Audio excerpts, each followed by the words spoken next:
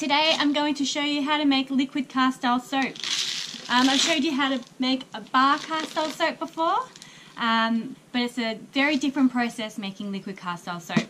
Now, as always, wear your gloves, your eyeglasses, safety gear, and be in a well ventilated area. I'm still unpacking and I don't know where my safety gear is, so I feel pretty confident doing this, but I do not advocate doing it without safety gear. And make sure you always add your lye to your water, not your water to your lye. That's another crucial step. And always use a soap calculator. I'm going to give you my values and my recipes, but it's so important to put your own oils into a soap calculator so you can calculate how much lye, water and oil to use. We're about to pop out to homeschooling group, so I'm going to mix up the lye, I'm going to let it cool down, and when we come back I'm going to finish off the process. I always like letting my lye cool down to room temperature, and using room temperature oil. I find that it gives me a very even and consistent soap, and it never fails me instead of heating up your oil to the same temperature as your lye.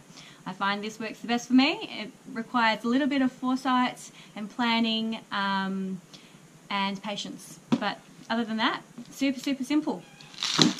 So to begin with, we're going to use our COA, or our potassium hydroxide. That is the biggest difference between liquid soap and bar soap. So you cannot use caustic soda to make liquid soap. It will not be liquid, it will be gloopy, and that's if you dilute a bar soap. So you would have to make a bar soap and dilute it. It'll be liquid, it will be gloopy and cloudy, like not even a little bit see-through. So to begin with, I'm going to measure out 185 grams of potassium hydroxide.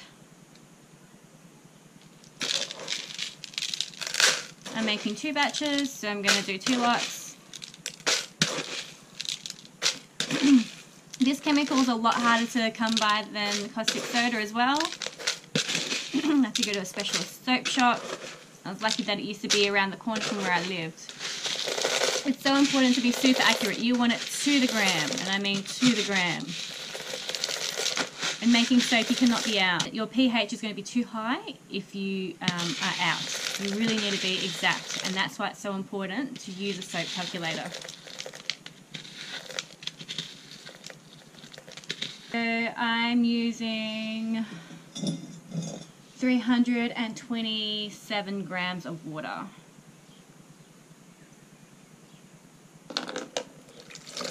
Okay, so you lye to your water.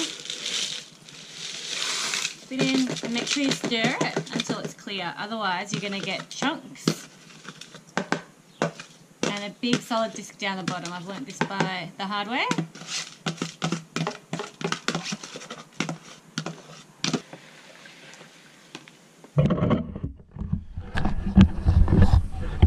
So you can see that it's all dissolved. It's not fizzing anymore, but it's still hot. I can still feel the steam and see the steam coming off it. I'll stir this one a little bit longer, and then I'll leave it to cool down, and in a couple of hours I'll show you the rest of the process. So I've just come back from homeschooling group and I'm about to continue on with the soap. Now, it's important again to remember that this needs to be to the gram. And it's also really important just to double check all the figures that I'm going to give you through a soap calculator. So you need 907 grams of olive oil. I'm making this in a Thermomix, but if you don't have a Thermomix, you can use a hand blender, like a stick blender, or you can do it in a regular blender. That's fine. It's gone slightly over, so I'm just going to pour some out.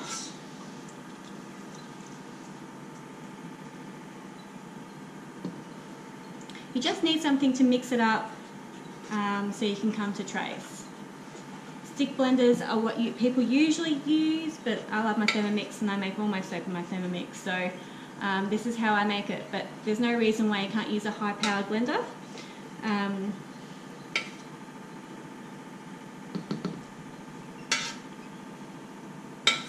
And definitely no reason why I can't use a stick blender. It'll work just as well with that. I have to cook this out in the crock pot or a slow cooker, So you can just pour everything in there and you can blend it up in there. First I'll blend it up in the Thermomix and then I'll move it on to the slow cooker afterwards. So this is the lye solution. It just looks like water. It's all cooled down, it's all room temperature, and I'm going to pour that in with my oil.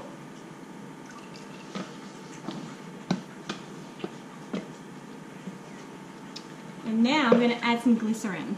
Palm oil free is best. Glycerin just makes it a little bit thicker, makes it a little bit foamier, and just makes it feel a bit nicer in your hands. Glycerin is what's used in all the moisturising products. So you certainly don't need to use this, but I've made it without and I prefer it with. So you need 227 grams of glycerin.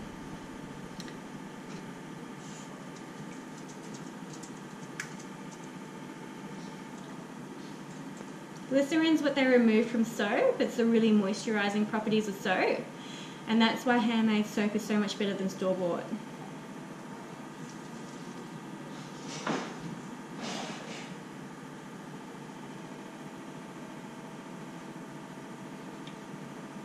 Okay. And now I'm just going to pop the lid on, put it in the Thermomix, and blend it up until it comes to a trace. Just going to do it on speed 10. I'm going to work it up gradually though, so it doesn't spray out the sides.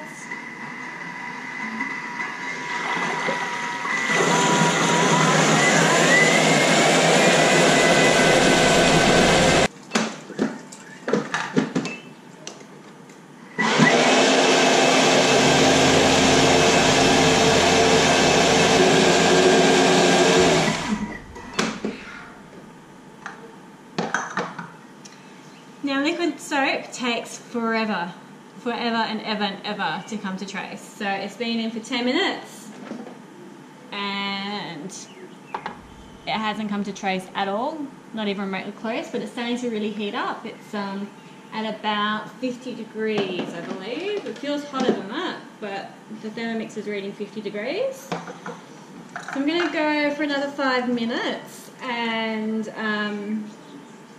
hopefully it'll come to a trace. I have put this in the crock pot without coming to trace, but I prefer getting it to trace first. It's just the lye in this. It's not, it just reacts differently. It's different to caustic soda. So it just, it reacts totally differently and it takes a really long time to come to trace. So bear with it and keep going.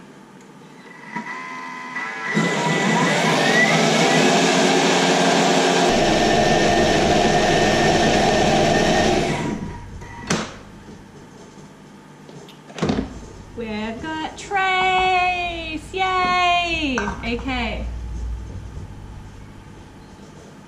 So trace is where it thickens up, and if you splotch it on top like that, it holds its form. Can you see that? It's nice and thick. But this isn't the end. There's another step. And that step is cooking it out. So we need to pour our trace soap into a slow cooker. You could do this in a double boiler. I've done it in a double boiler before. So that's just a bowl on top of boiling water, and then you can turn it down to a simmer. But you need to cook it out and it's going to become translucent. So can you see how it's yellow? It's going to become translucent and it's going to thicken up, and that's when you know it's ready. I'll show you when it's done, but for now I need to put this in the crock pot and it will take a couple of hours at least. You want to cook out all the water from it, so this is what this stage is doing.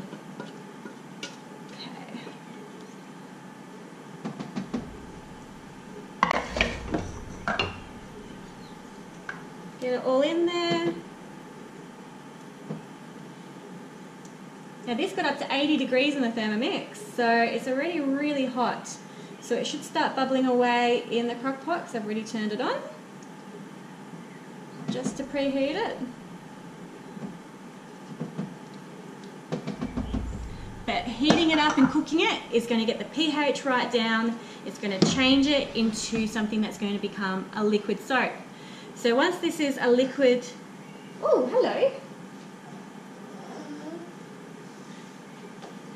Once this has become translucent... Soap. Once it's become translucent, it's called a soap paste, and that's when you can start diluting it. So I'm going to let this cook out for a couple of hours. It's already starting to bubble. I'm going to grab you over here and show you. It's already starting to crackle on the sides. Can you see it? I'm just going to put Zara down.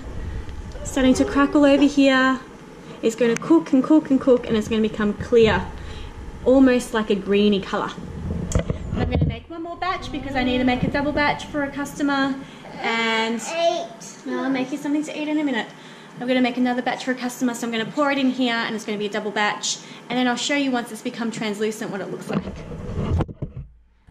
I forgot to add that this stuff bubbles up and boils up. I literally just turned the camera off and I've turned it back on now because it's starting to foam up.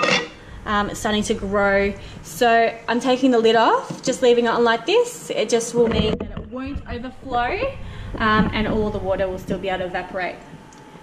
I do end up putting the lid on at the end, but at the moment, while it's volcanoing and bubbling up like that, I'll leave the lid off. So it's starting to turn slowly. It'll go thicker and more translucent than this. I might have to leave this on overnight, or I might turn it off and just turn it back on in the morning. I'll see how it's going before I go to bed.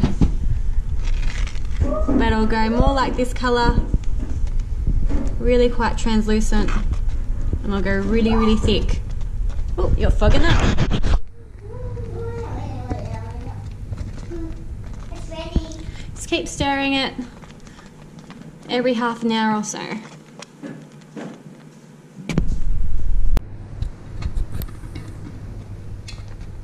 So it's really starting to turn translucent now. I just need it to thicken up a little bit more. Get some of the water to evaporate out. Just keep stirring it every 30 minutes or so. I'm going to turn this off just before bed, and then I'll see what it looks like in the morning, and then I might turn the slow cooker back on if I think it needs to evaporate a little bit more. So I turned this on for a couple more hours this morning, and I'm going to defog you. It's ready. It's thickened up nicely. It's gone clear. It's lost all its water, or the majority of the water, and it's a nice thick paste. So now I'm going to show you how to make your Castile soap.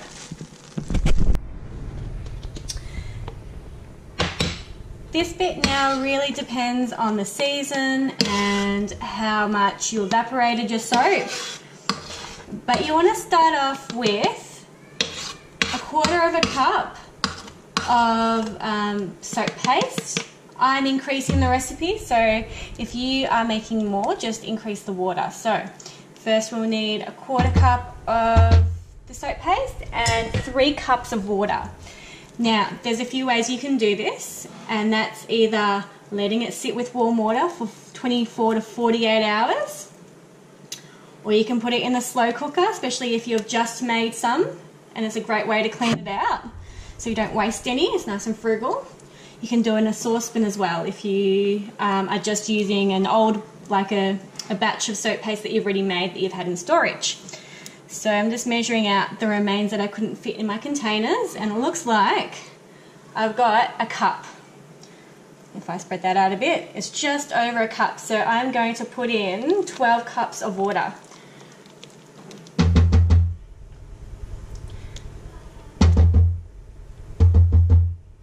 So here's 12 cups of water.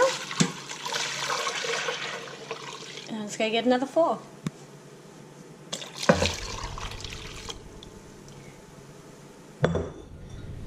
Now it's good to put a little bit less water in it than you think, because you can always thin it down a bit. I mean, you can always thicken it up too. That's not an issue. You just add more soap paste.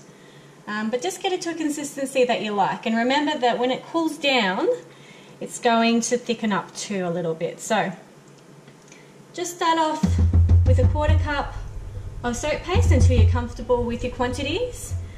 And each batch that you do is going to be slightly different. But for me, this time round, it's about a 1/4 cup to 3 cups of water. And you just let that dissolve. It can take a couple of hours. It can be really quick too, but here in the crock pot, it shouldn't take too long. If you're not using a heat source, it will take 24 to 48 hours.